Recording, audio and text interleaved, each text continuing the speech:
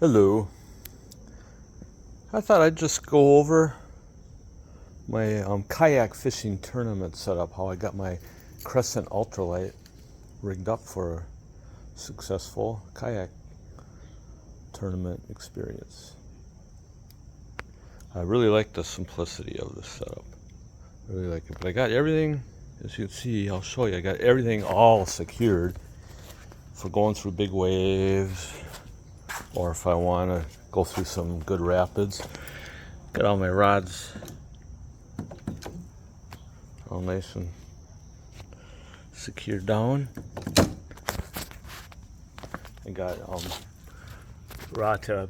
put some rod tip guards in the back, bolted them onto the gear track so I can take up to 4 rods in these carriers. I got two on this side. I just use the bungee cord to secure the handles.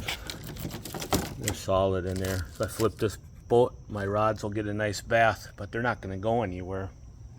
So if I hit a rock in rapids or a rogue wave and I go over, well, everything's going to get a bath, but I'm not going to lose anything. I made this out of a couple milk carts. Got a Velcro thing here to stick with my net. Got some rod holders. I got my tool secured. And I just made a little ram ball in here. I just use a little bungee to secure that, and then I'll keep my line in there. A couple of bags of plastics and 4 small bags. I got my polarized glasses in here.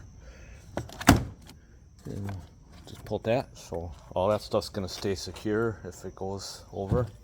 If I go over, haven't had it happen yet during a fishing contest or any serious fishing at all yet, but you never know.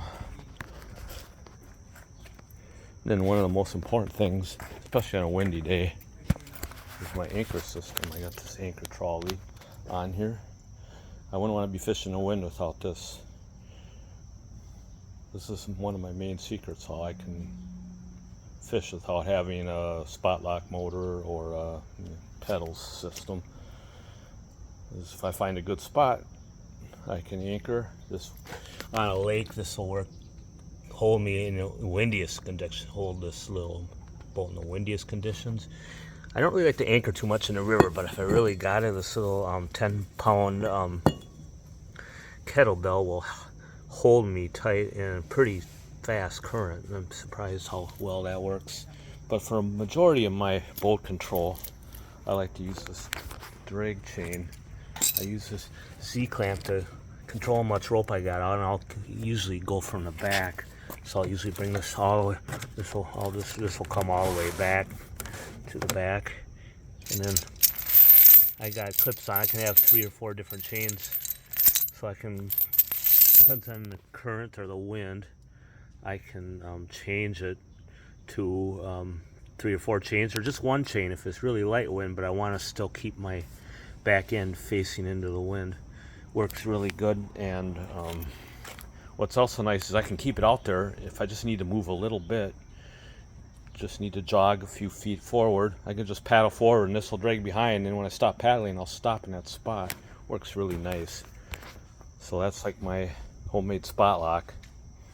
It works pretty good. The only time it would not work is if I'm fishing really deep. But I don't like to fish deep anyway. I like to fish shallow. Maybe out past the deep weed line. That's about as far out as I usually go. So I got my secured too. You don't want to ever lose that. Once you lose your board, you're out of luck. You're not going to be able to measure any more fish. And I got this thing. I just used this at the last Kayak Adventure Series tournament. It worked really great.